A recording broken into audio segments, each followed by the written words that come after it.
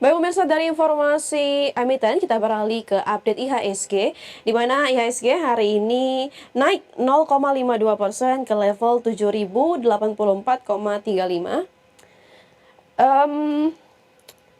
187 saham 187 saham mengalami kenaikan dan 390 saham mengalami penurunan dan 223 saham stagnan.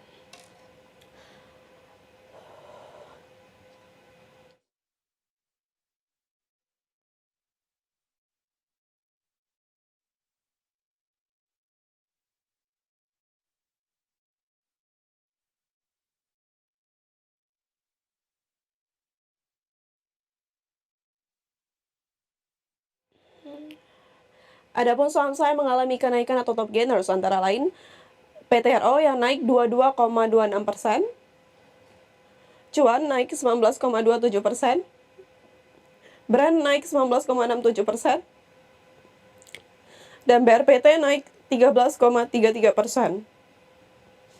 Dari sisi top losers pemirsa, BMRI turun 5,03%, BBCA turun 1,74%, BBRI turun 3,35%, dan BBNI turun 4,07%. Sementara dari pergerakan sektoral atau sektoral movement antara lain ada infrastruktur dan energi yang sama-sama mengalami penaikan di 3,98% dan 3,59%. Keuangan dan konsumsi primer sama-sama mengalami penurunan di 1,7% dan 0,86%.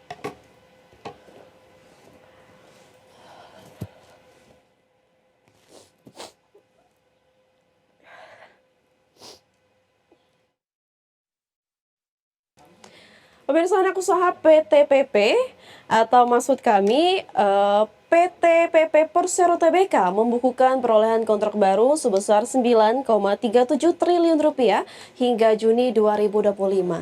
Angka ini setara dengan 32,87% dari target pemasaran tahun ini. PT PP Persero Tbk membukukan perolehan kontrak baru sebesar 9,37 triliun rupiah hingga Juni 2025. Sekitar 46,29% nilai kontrak berasal dari proyek BUMN, disusul swasta 31,73% dan pemerintah 21,98%. Rincian proyek menunjukkan gedung menyumbang 25,44%, pelabuhan 24,89%, jalan dan jembatan 22,69%. Proyek tambang dan oil and gas juga signifikan dengan porsi sekitar 10% masing-masing. Meski raihan kontrak tinggi di semester 1, pendapatan kuartal 1 hanya 3,51 triliun rupiah, turun 23,9% year on year dan laba bersih turun 37,2% menjadi 59 miliar rupiah per akhir Maret 2025. Sebelumnya PTPP mencatat kontrak senilai 6,27 triliun rupiah di kuartal 1. Pada akhir Mei total kontrak mencapai 65 triliun rupiah atau 26,9% dari target tahunan. Proyek pelabuhan berkontribusi terbesar 35% dari Mei dan proyek BUMN mendominasi sumber dana, menunjukkan strategi PTPP jeli dalam mengejar proyek infrastruktur strategis. Meskipun realisasi kontrak kuat, perlambatan pendapatan dan laba menunjukkan kebutuhan fokus pada eksekusi proyek dan manajemen beban kerja agar target akhir tahun tercapai dengan sehat secara finansial. Untuk memenuhi target, PTPP akan mengejar proyek gedung, pelabuhan, jalan, dan mining dengan pendekatan efisiensi, optimalisasi tender, dan penguatan pipeline bisnis ke swasta serta pemerintah daerah. Berbagai sumber, IDEX Channel. Pemirsa anak usaha PTPP Persisi mengantongi kontrak baru senilai 144 miliar rupiah di Merauke, Papua.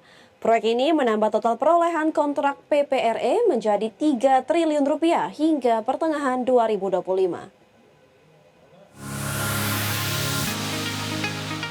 PP Presisi atau PPRE resmi menangkan proyek jasa sipil di Merauke, Papua dengan nilai kontrak mencapai 144 miliar rupiah. Lingkup pekerjaan meliputi stripping atau pemindahan tanah pembukaan, pembangunan jalan sementara serta sistem drainase. Proyek ini ditargetkan selesai dalam waktu 14 bulan ke depan. dan menjadi salah satu langkah strategis dalam ekspansi infrastruktur di kawasan timur Indonesia. Direktur Utama PPRE Rizky Dianugra menyebutkan keberhasilan ini sebagai wujud nyata dukungan perusahaan terhadap pembangunan nasional yang berkelanjutan. Ia menegaskan efisiensi, kualitas, dan pengelolaan risiko tetap menjadi prioritas utama, termasuk melalui optimalisasi armada alat berat milik sendiri. Dengan tambahan proyek Merauke ini, total kontrak konsolidasi PPRE hingga akhir Juni 2025 tembus 3 triliun rupiah. Capaian ini mencerminkan efektivitas strategi ekspansi bisnis yang terus dijalankan secara agresif, sekaligus memperkuat daya saing operasional PPRE di sektor jasa konstruksi terintegrasi.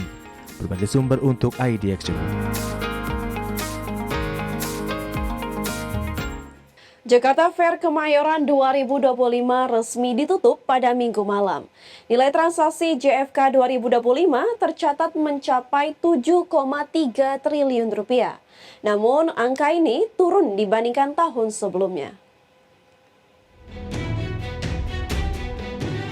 Jakarta Fair Kemayoran 2025 resmi ditutup dengan nilai transaksi mencapai 7,3 triliun rupiah. Angka ini turun dibandingkan perhelatan tahun 2024 yang mencapai 7,5 triliun rupiah.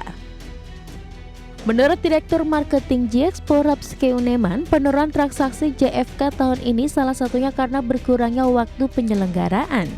Setidaknya perhelatan JFK yang masuk kalender rangkaian HUT Kota Jakarta ini digelar selama 1 bulan, namun penyelenggaraan JFK 2025 kurang 1 bulan, yakni sejak 19 Juni hingga 13 Juli 2025.